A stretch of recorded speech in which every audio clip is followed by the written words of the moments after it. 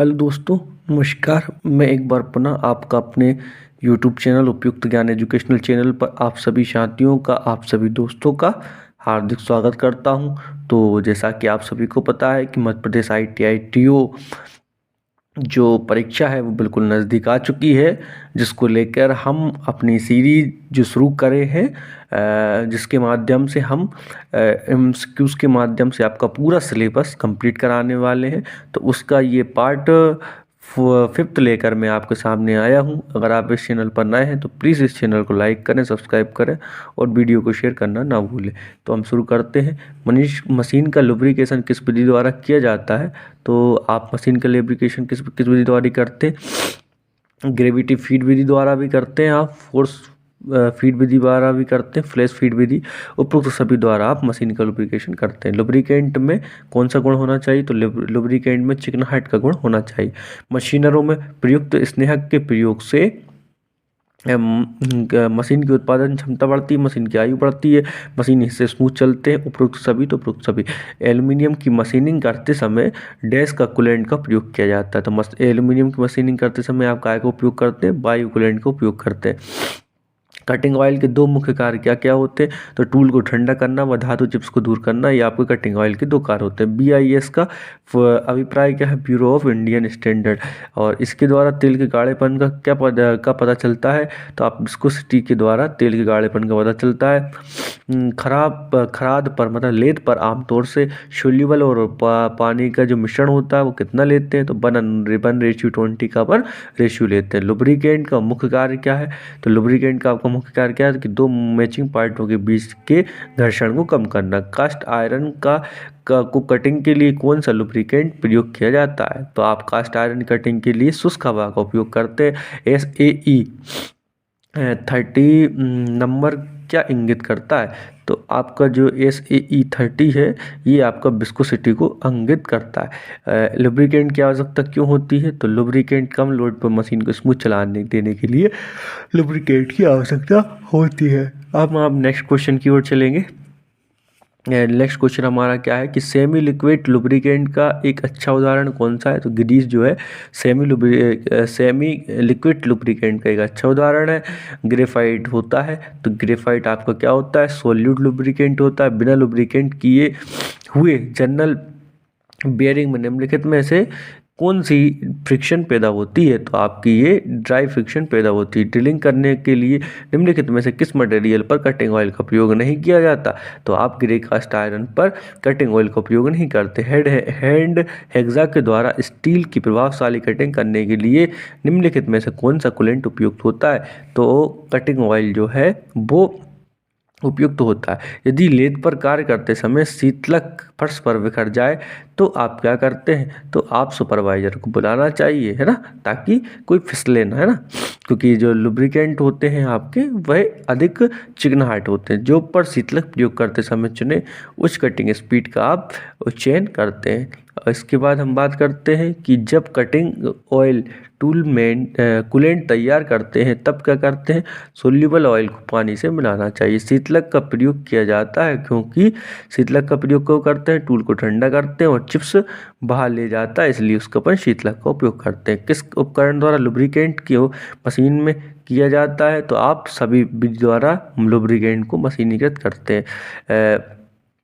कौन से द्रव कटिंग ऑयल की आयु में वृद्धि करते हैं?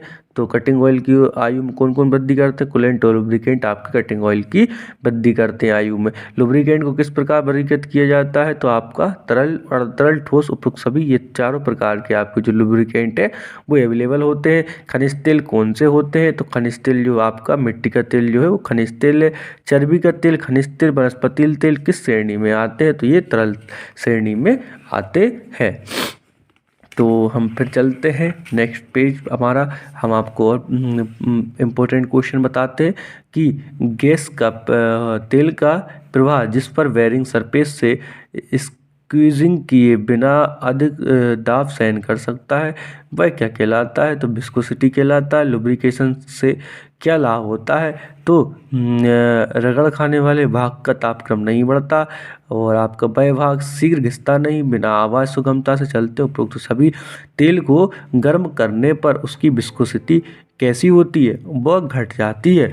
लुब्रिकेंट में गुण व विशेषताएं कौन कौन सी होनी चाहिए जिनके आधार व उनका चुनाव हो। ये आपका विस्कोसिटी, ऑयलीनेस, फ्लैश पॉइंट, उपरोक्त सभी कूलेंट के प्रकार होते हैं। Mineral oil, animal oil, cellular oil, उपरोक्त सभी सामान्यतः प्रयोग में लाए जाने वाले इंडस्ट्रियल लुब्रिकेंट कौन से हैं।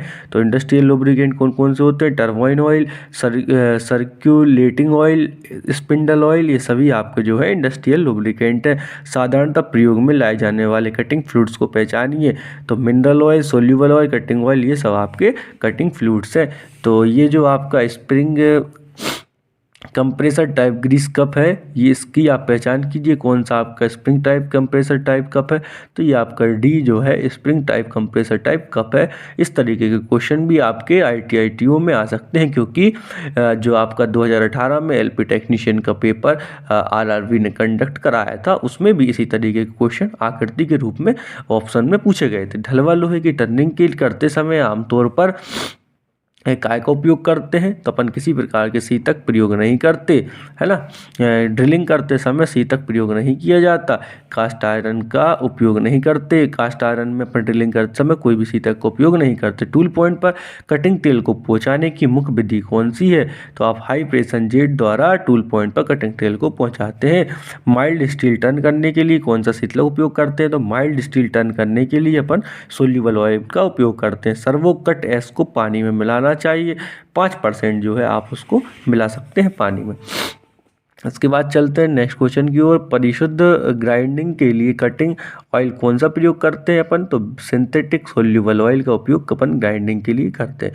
बिना उपकरण द्वारा लुब्रिकेंट को मशीनों में दिया जाता है। तो ऑयल गन द्वारा देते हैं अपन। किस उपकरण द्वारा लुब्रिकेंट को मशीनों में देते हैं। Oil gun, grease gun, oil can, उपरोक्त सभी। तो उपरोक्त सभी बेरिंग पदार्थ में कमी करने हेतु पतली परत प्रदान करने वाले पदार्थों को क्या कहते हैं, आपको लुब्रिकेंट कहते हैं। स्टेनलेस स्टील कटिंग के लिए कौन सा कूलेंट प्रयोग करते हैं। तो सल्फर बेस मिनरल ऑयल जो है आपका उपयोग करते हैं। वह ताप पॉइंट जिस पर तेल वाष्पीकृत होता है कहलाता है flash point. Sodium base grease का प्रयोग किया जाता है मशीन को अधिक स्पीड देने के लिए। अर्धठोस लुब्रिकेंटों की श्रेणी में कौन सा पदार्थ है। ग्रीस जो है वो आपका अर्धठोस लुब्रिकेंट की श्रेणी में आता है। इसके बाद फायर पॉइंट होता है।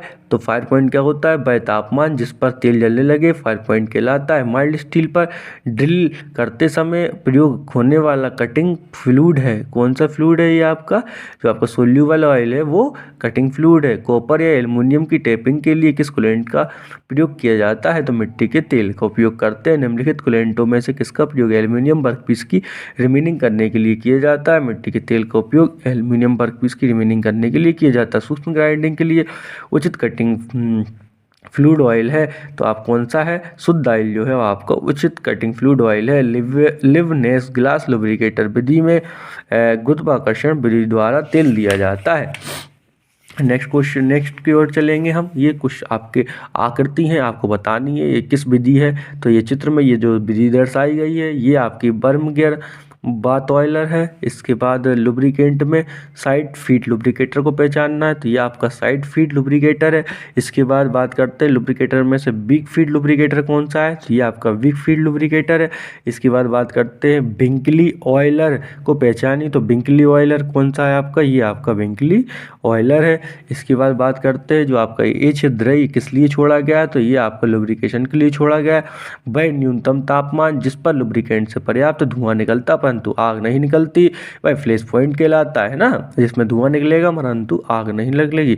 एक अच्छे लुब्रिकेंट का फ्लैश पॉइंट होना चाहिए, उच्च होना चाहिए, हाई विस्कोसिटी वाला तेल गाढ़ा होना चाहिए। किसी तेल का वह उपयुक्त तापमान जिस पर वह जमना शुरू कर दे वह कहलाता है पोर पॉइंट। माइल्ड स्टील पर ड्रिलिंग करने के लिए किस कूलेंट का उपयोग किया जाता है। तो अपन कटिंग ऑयल का उपयोग करते हैं।